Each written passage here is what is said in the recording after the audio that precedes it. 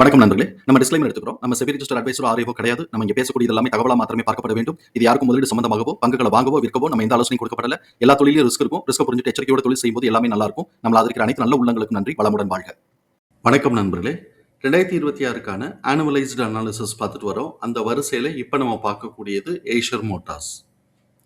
2026க்கு என்ன வாய்ப்பு இருக்குங்கிறதுக்கான ஒரு தேடுதல் முயற்சி. ட்ரெட்லைனை பொறுத்த வரைக்கும் இவங்க ஸ்ட்ராங் பெர்ஃபார்மர் கெட்டிங் எக்ஸ்பென்சிவ்ங்கிற கிளாசிஃபிகேஷன்ஸ்குள்ளே வராங்க. High financial strength, mid valuation, டெக்னிக்கலாக மூமெண்டம் புல்லிஷில் இருக்குது.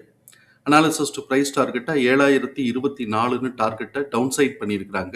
நம்ம இந்த வீடியோ ரெக்கார்ட் பண்ணக்கூடிய தருணத்தில் 7482ன்னு ட்ரேட் க்ளோஸ் ஆகிருக்கு. இவங்களுடைய பிஇ வேல்யூஷனை செக் பண்ணும்போது கரண்ட் இயர் பிஇக்கு ஃபேர்லி வேல்யூடுன்னு 1 இயர் ஃபார்வர்ட் பிஇக்கு அண்டர் வேல்யூன்னு சொல்லிட்டு இண்டிகேட் ஆகிக்கிட்டு இருக்கு. உங்களுடைய ஃபண்டமெண்டல் கீ மெட்ரிக்ஸை பார்க்கும்போது high level of liquidity position maintain பண்ணுறாங்க, ஹை ரேட் ஆஃப் ரிட்டர்ன் எடுக்கிறாங்க, டெப்ட் to equity within the theoretical லிமிட்டில் இருக்குது. பிஇ அண்ட் பிபிஐ பொறுத்த வரைக்கும் நம்மளை பொறுத்த வரைக்கும் இது expensive valuation. PEG ratio TTM பார்த்தோம் அப்படின்னு சொன்னால் 2 இருக்குது. இது கொஞ்சம் ஓவர் வேல்யூஷன்னு நம்ம கவனத்தில் எடுத்துக்கிறோம். நெட் கேஷ் ஃப்ளோ பாசிட்டிவாக இருக்குது, 76 76.4ன்னு பாசிட்டிவாக இருக்குது.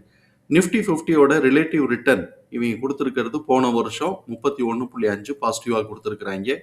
பீட்டா ஸ்கோர் 1.04 ஹை வாலட்டாலிட்டிங்கிறது கவனத்தில் எடுத்துக்கிறோம்.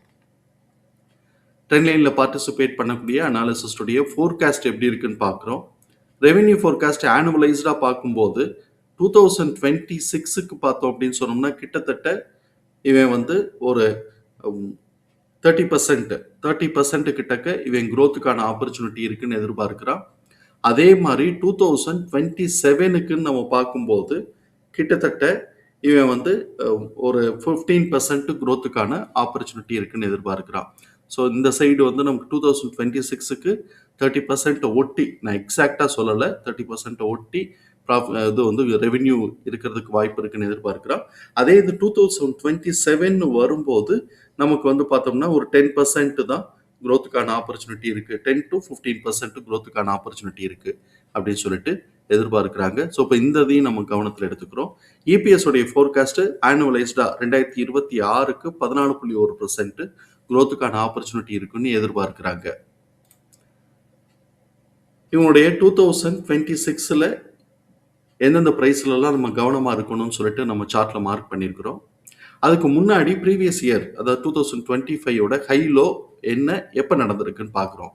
ஹை ப்ரீவியஸ் இயர் 2025ல் ஹை 7375 டிசம்பர் 2025 தான் நடந்திருக்கு. இப்போ தான் போன மாதம் நடந்திருக்கு. அதே மாதிரி லோ 4646 பிப்ரவரி 2025ல் நடந்திருக்கு. ஸோ இப்போ இவன் இதே பேட்டர்ன் இந்த வருஷமும் ஃபாலோ ஆகுதா அப்படிங்கிறதுல கவனமாக இருக்கணும். இப்போ நம்மளுடைய ப்ரைஸ் லெவல் கவனமாக இருக்கக்கூடிய ப்ரைஸ் லெவல்ஸ் என்னன்னு பார்ப்போம். Break point 6878. Break point 6878. அதை உடைச்சு ஒரு ஸ்ட்ராங் அப்சைட் மூவ்மெண்ட் கொடுத்தாங்க அப்படின்னு சொன்னாக்க நம்ம கவனத்தில் இருக்கக்கூடிய ப்ரைஸ் ரேஞ்சு 8258லிருந்து 9211.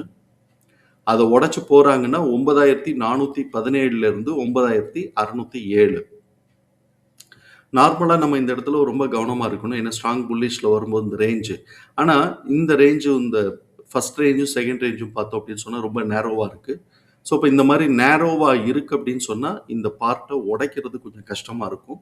ஸோ இப்போ இந்த இடத்துக்கு வரைக்கும் வந்துட்டாங்க அப்படின்னு சொன்னால் கரெக்ஷன் கொஞ்சம் லீட் எடுக்க வாய்ப்பு இருக்கும். இதை கவனத்தில் இருக்கணும்.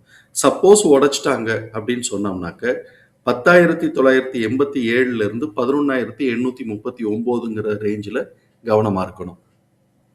இப்போ நம்ம இந்த போன வருஷம் 2025 பிப்ரவரியில் லோ வச்சிருக்கிறான் அப்படின்னு சொல்லி பார்த்துருக்குறோம். ஸோ இப்போ சப்போஸ் அதே பேட்டர்ன் இப்போ ஃபார்ம் ஆகுது அப்படின்னு சொன்னால் இப்போ கரெக்ஷன் ட்ரெண்டு லீடு எடுக்கிறான்னு வச்சுக்கோமே.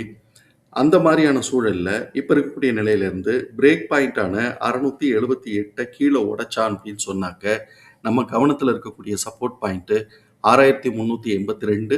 அதுக்கு கீழே அவன் உடைச்சு வந்தான்னா 4150, அதுக்கப்புறம் 3654.